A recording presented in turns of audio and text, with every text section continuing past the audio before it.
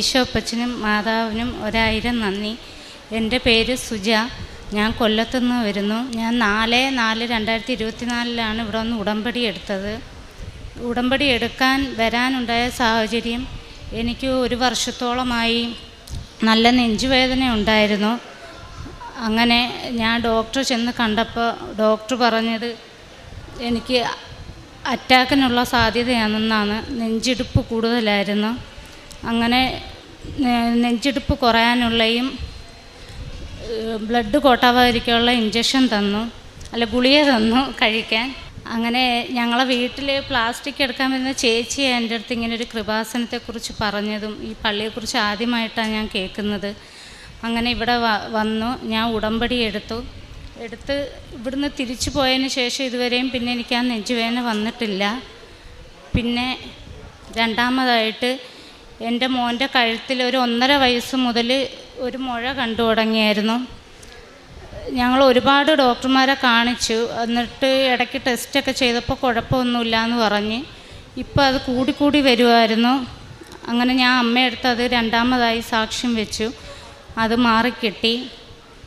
പിന്നെ എൻ്റെ കണ്ണിൻ്റെ മുകളിലായിട്ട് ഒരു ചൊറിച്ചിൽ വരുമായിരുന്നു 5 വർഷത്തോളമായി. അതും തൈലം തേച്ച് ഞാൻ വിശ്വാസപ്രമാണം ചൊല്ലി പ്രാർത്ഥിച്ചതിൻ്റെ ഫലമായി എനിക്ക് മാറിക്കിട്ടി.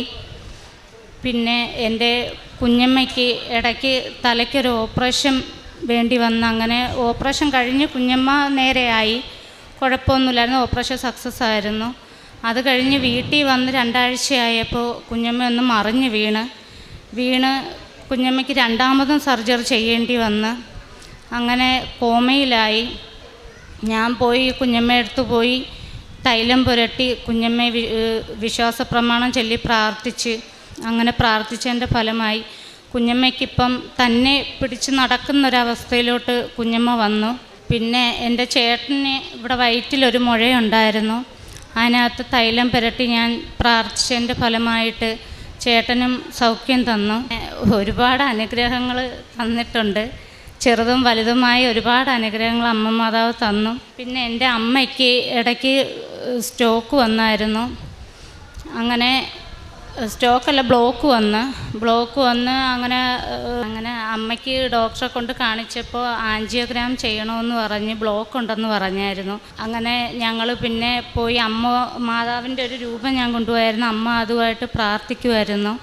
അങ്ങനെ അമ്മയ്ക്ക് മാതാവിൻ്റെ ഒരു അനുഗ്രഹം കിട്ടി. ഞങ്ങൾ പിന്നെ സ്കാൻ ചെയ്ത് നോക്കിയപ്പോൾ അമ്മയ്ക്ക് കുഴപ്പമില്ല എന്ന് ഡോക്ടർ പറഞ്ഞ് ബ്ലോക്കെല്ലാം മാറിയെന്ന് പറഞ്ഞു. ഞാൻ അടുത്തുള്ളൊരു അനാഥാശ്രമത്തിൽ ഒരു അമ്മൂമ്മമാരൊക്കെ കിടക്കുന്ന അവിടെ പോവും. പിന്നെ അവർക്ക് വേണ്ടുന്ന എല്ലാം ചെയ്യുകയും സഹായിച്ചു കൊടുക്കുകയൊക്കെ ചെയ്യും. പത്രം എല്ലാം കൊണ്ടുവന്ന് കൊടുക്കും. തൻ്റെ വീട്ടിലേക്ക് അപ്രതീക്ഷിതമായിട്ട് കടന്നു വരുന്ന ഒരാൾ തന്നോട് കൃപാസനത്തിനെക്കുറിച്ച് പറയുന്നു. കൃപാസനത്തിനെക്കുറിച്ച് അറിയുവാനായിട്ട് ഇടയാകുന്നു. കൃപാസനത്തിലേക്ക് കടന്നു വരുന്നു. അപ്പോൾ നമ്മൾ ഒരു വ്യക്തിയോട് കൃപാസനത്തെക്കുറിച്ച് അല്ലെങ്കിൽ പരിശുദ്ധ അമ്മയെക്കുറിച്ചൊക്കെ സംസാരിക്കുമ്പോൾ ആ വ്യക്തിയുടെ ജീവിതത്തിലും അവരുടെ കുടുംബത്തിലും അത് വലിയ മാറ്റത്തിനും അഭിഷേകത്തിനും അനുഗ്രഹത്തിനും ഇടവരുകയാണ്. അതുമാത്രമല്ല, അത് പങ്കുവെക്കുന്ന വ്യക്തി ഈശോയുടെ പ്രേക്ഷിത പ്രവർത്തനത്തിൽ പങ്കുചേരുക കൂടെയാണ്.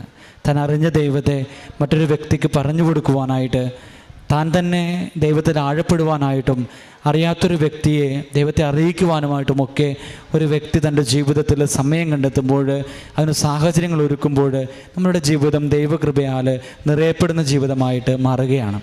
ഈ സഹോദരി തൻ്റെ ജീവിതത്തിലും തൻ്റെ കുടുംബത്തിലുമൊക്കെ ലഭിച്ച ഒത്തിരിയേറെ സൗഖ്യങ്ങൾ പങ്കുവെക്കുമ്പോൾ ഈ കുടുംബത്തോട് ചേർന്നുകൊണ്ട് പരിശുദ്ധ അമ്മയ്ക്കും തിരുക്കുമാരനും നമുക്ക് നന്ദി പറഞ്ഞുകൊണ്ട് ഇരുകരങ്ങളും അടിച്ച് ദൈവനാമത്തെ മഹത്വപ്പെടുത്താം. അത്യപൂർവ ദൈവാനുഭവങ്ങൾ ഇനി നിങ്ങൾക്കും സ്വന്തം. ഈ യൂട്യൂബ് ചാനൽ ഇതുവരെ സബ്സ്ക്രൈബ് ചെയ്തിട്ടില്ലെങ്കിൽ ഇപ്പോൾ തന്നെ സബ്സ്ക്രൈബ് ചെയ്യുക. ഈ വീഡിയോ ഇപ്പോൾ തന്നെ നിങ്ങളുടെ സുഹൃത്തുക്കൾക്ക് ഷെയർ ചെയ്തുകൊണ്ട് കർത്താവിൻ്റെ പ്രേക്ഷിതരാകുക.